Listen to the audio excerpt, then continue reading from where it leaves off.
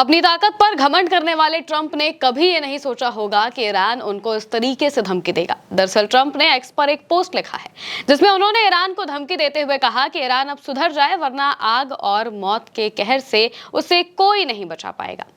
Iran के लिए दोबारा खड़े हो पाना मुश्किल हो जाएगा। इसी स्क्रीनशॉट को इसी पोस्ट पर रिप्लाई करते हुए एक्स पर ईरान के सुरक्षा सचिव अली लारिजानी ने लिखा कि ट्रंप अपने बारे में सोचें और सावधान रहें। इससे पहले भी कई बड़े ताकतवर लोग ईरान का कुछ नहीं बिगाड़ पाए। कहीं ऐसा ना हो कि ट्रंप खुद ही मिट जाएं, मर जाएं। अली लारिजानी ने डोनाल्ड ट्रंप को सीधी धमकी दी है और कहा है कि ईरान पीछे हटने वाला नहीं है। वो हर हमले का मुंहतोड़ जवाब देगा और डोनाल्ड ट्रंप को सावधान होना चाहिए। ऐसा ना हो कि कहीं ईरान को मिटाने की ख्वाहिश में खुद ही मिट जाएं। दोस्तों, ईरान और इजराइल की जंग को 12 दिन हो चुके हैं। आज 12वां दिन है और इस जंग में लगातार दोनों तरफ से एक दूसरे पर हमले हो रहे हैं। अमेरिकी रक्षा मंत्रालय ने एक रिपोर्ट जारी की है जिसमें उसने ये बताया है कि जंग के शुरुआती दिनों में ही अमेरिका ने इस जंग पर तकरीबन 46,000 करोड़ रुपए खर्च किए हैं। लोग ये भी कह रहे हैं कि ट्रंप अपनी सनक के चलते अमेरिका का नुकसान कर रहे हैं। वहीं देर रात ईरान के राष्ट्रपति के साथ पुतिन ने फोन पर बातचीत की। चीन और रूस दोनों ईरान के साथ खड़े नजर आ रहे हैं, तो वहीं ईरान पीछे हटने को तैयार नहीं है। नए सुप्रीम लीडर के भी तेवर बताते हैं कि वो ट्रंप के सामने घुटने नहीं टेकेंगे। इधर ईरान ने अमेरिका और इजराइल के लिए जासूसी करने वाले 30 लोगों को भी गिरफ्तार कर लिया है। ईरान लगातार अपने मिसाइल खुर्रम शहर के जरिए इजराइल और अमेरिका के कई ठिकानों पर हमले बोल रहा है। ईरान अब इस बात के लिए भी तैयार है कि अगर जमीनी जंग लड़नी पड़े, उसका मौका पड़ा तो उससे भी वो पीछे नहीं हटेगा। ट्रंप ने सोचा था कि सुप्रीम लीडर अयतुल्ला अली खामनेई के मारे जाने के बाद ईरान के तेवर ठंडे पड़ जाएंगे, वो सरेंडर कर देगा। लेकिन नए सुप्रीम लीडर मोस्तबा और सुरक्षा सचिव अली लारिजानी के तेवर ये बताने के लिए काफी हैं कि ईरान घुटने नहीं टेकेगा और इस जंग में अमेरिका और इजराइल दोनों को मुंह तोड़ जवाब देगा। दोस्तों, इस जंग से पूरी दुनिया के सामने तेल का एक बड़ा संकट खड़ा हो चुका है।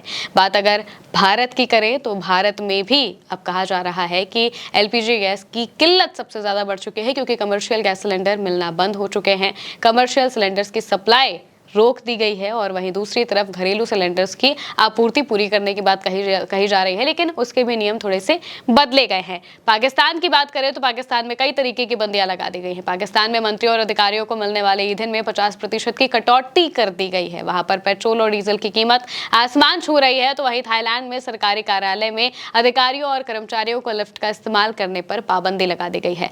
अमेरिका में भी हाल बहुत ज्यादा बुरे हैं। तेल की कीमतें लगातार बढ़ रही हैं और लोग परेशान हो रहे हैं। उनसे कहा गया है कि ऊर्जा को बचाएं और सीढ़ियों का इस्तेमाल करें, ऐसा भी अलग अलग देशों में कहा जा रहा है। दुनिया के तमाम देशों तक इस जंग का असर धीरे धीरे पहुंच रहा है। भारत की बात करें तो भारत में भी एलपीजी सिलेंडर को लेकर मारामारी मची हुई है। जगह जगह पर भीड़ देखने को मिल रही है। गैस एजेंसीज के बाहर एलपीजी सिलेंडर की कीमतें भी बढ़ चुकी हैं और गैस एजेंसी के बाहर लोगों की लंबी लंबी लाइनें हैं। ब्लैक में गैस सिलेंडर मिल रहा है तो उसकी कीमत भी 2200 से 2500 बताई जा रही है। भारत में अब ये सवाल भी उठ रहा है कि क्या पाकिस्तान की तरह भारत में भी पेट्रोल और डीजल की कीमतें बढ़ जाएंगी। दरअसल जंग का जो केंद्र है उसके केंद्र में है स्ट्रेट ऑफ हॉर्मुज, जिसको लेकर भी ट्रंप ने ईरान पर निशाना साधा है। मगर साफ दिख रहा है कि ईरान ट्रंप के सामने न झुकेगा न हमले रोकेगा। अब तो स्ट्रेट ऑफ हॉर्मुज पर भी ईरान ने सीधे माइंस बिछाने की बात कर दी है। यूएस की रिपोर्ट्स कई बार इस बात का दावा कर रही हैं कि ईरान ने स्ट्रेट ऑफ हॉर्मुज में माइंस बिछाना शुरू कर दिया, यानी कि वहां से अगर कोई भी जहाज जाने की गुजरने की कोशिश करेगा उन माइन से टकराएगा और वहीं पर धमाका होकर तबाह हो जाएगा। मुंहतोड़ जवाब ईरान को देना आता है और इसी वजह से उसने साफ तौर से कहा है कि अगर आप लोग चाहते हैं, उसने दुनिया को बोला है कि अगर आप लोग चाहते हैं कि आपके जहाज इस स्ट्रेट ऑफ हॉर्मुज से निकल जाए तो आप अमेरिका और इजराइल को बोलिए कि वो हम पर हमले रोकेंगे तो हम अपना सारा काम कर देंगे। आपके लिए जितने भी जहाज जाने हैं सबको जाने देंगे। हमें कोई शौक नहीं है जंग लड़ने का, लेकिन अगर हम पर बात आएगी तो फिर बात दुनिया पर जाएगी। ये बात ईरान ने साफ कर दी है कि या तो शांति सबके लिए होगी या फिर किसी के लिए नहीं होगी, या तो सुरक्षा सबके लिए होगी या फिर किसी के लिए नहीं होगी। ईरान ने साफ कर दिया है कि वो हर तरीके से मुंह तोड़ जवाब देने के लिए तैयार हो, बात चाहे जमीन की हो, बात चाहे आसमान की हो या फिर पानी की हो। पानी में भी जंग लड़ने के लिए ईरान पूरी तरह से तैयार है।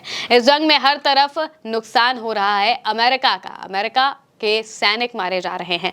8 के आसपास सैनिक के मारे जाने की खबरें सामने आ गई हैं और अब तो व्हाइट हाउस ने खुद भी ये बात कंफर्म कर दी है कि उनके 150 सैनिक घायल हैं। ईरान में भी नुकसान हुआ है, लेकिन ईरान बदला लेने के लिए कोई भी कदम उठाने को तैयार है।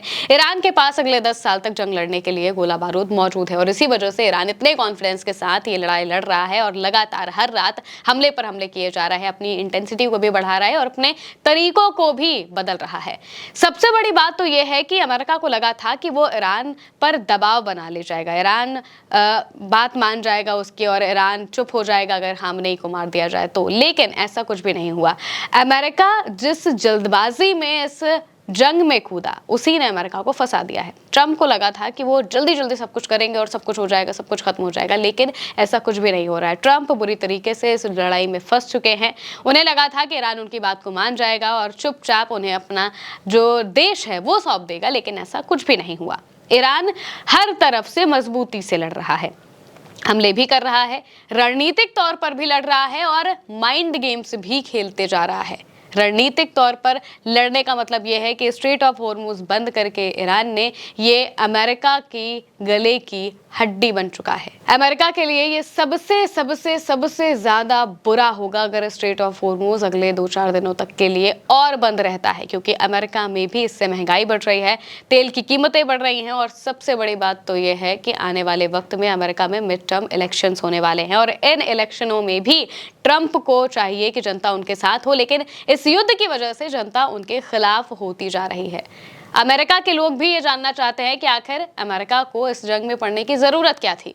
जंग तो सीधी सीधी ईरान और इजराइल को थी, खतरा इजराइल को है, अमेरिका तो न जाने कितनी दूर है ईरान से, तो ईरान अमेरिका को उठकर मारने तो नहीं आ रहा है। अगर जंग होती भी तो इजराइल के बीच में होती, तो इजराइल को बैक सपोर्ट किया जा सकता था, लेकिन डायरेक्ट इस जंग में कूदना, बच्चियों के स्कूल पर हमला करना, एक के बाद एक धमकियां देना, इसने ईरान को और ज्यादा उकसाया और अब ईरान डबल तरीके से वार कर रहा है और नुकसान अमेरिका का सबसे ज्यादा हो रहा है। आर्थिक तौर पर भी हो रहा है, मानसिक तौर पर भी हो रहा है और दुनिया में अमेरिका की जो दादा वाली छवि है वो भी घटती जा रही है। सबको पता चल रहा है कि ईरान जैसे एक देश ने 12 दिनों तक, अभी तक की अगर हम बात करें तो 12 दिनों तक अमेरिका को नाक को चने चबा दिए हैं और साफ बता दिया है कि हम तुमसे डरने वाले नहीं हैं। सार्वजनिक तौर पर इस तरीके की धमकियां देना कि ध्यान रखना कहीं तुम ही ना मिट जाओ, ये दिखाता है कि ट्रंप आखिर किस स्थिति में पहुंच चुके हैं। बार बार ईरान ने ये समझाने की कोशिश की कि हमें जंग नहीं चाहिए, लेकिन अमेरिका और इजराइल नहीं माने। इजराइल ने जबरदस्ती हमला किया और अमेरिका ने इसका सपोर्ट किया। अमेरिका भी साथ में आ गया और कहा कि इजराइल और अमेरिका का ये जॉइंट ऑपरेशन है और दोनों मिलकर ईरान पर हमला कर रहे हैं। ईरान ने कहा ठीक है, करो मिलकर हमला। तुम किसको किसको मिला लोगे? मुस्लिम देशों को मिला लोगे, मिला लो, कोई बात नहीं। अमेरिका को ले लोगे, ले लो, कोई बात नहीं। हम सब पर हमला करेंगे, हर एक देश पर हमला करेंगे जो हमारे खिलाफ जाएगा। और ये बात हम सबको बताएंगे कि अगर हम पर हमला हुआ तो हम किसी को नहीं छोड़ेंगे, क्योंकि हमारे पास खोने के लिए बचा ही क्या है। टॉप लीडरशिप को मारना था आपने मार लिया, कोई बात नहीं, नई लीडरशिप खड़ी हो जाएगी। आपको क्या करना है? बम बरसाएंगे, बरसाइए। जान माल का नुकसान आपका भी होगा, हमारा भी होगा। हमारा होगा हम सह लेंगे, आपका होगा तो आपको सबसे ज्यादा दिक्कत होगी। और इसी बात को यहाँ पर ईरान बता रहा है और इसी वजह से ईरान और इजराइल के साथ अमेरिका के इस जंग में ईरान पिछली बार से भी कई ज्यादा गुना मजबूती से खड़ा हुआ दिखाई दे रहा है और यही बताता है कि ईरान ने कहीं से भी कोई गुंजाइश नहीं छोड़ी है कि अमेरिका इन हमलों का जवाब दे पाए। अब ये देखना होगा कि आगे ट्रंप की क्या रणनीति होती है और सबसे बड़ी बात तो ये कि ये जंग कितने दिनों तक और चलती है। फिलहाल के लिए मेरे साथ इस खबर में इतना ही। आप देखते रहिए वर्ल्ड टच में यूसी।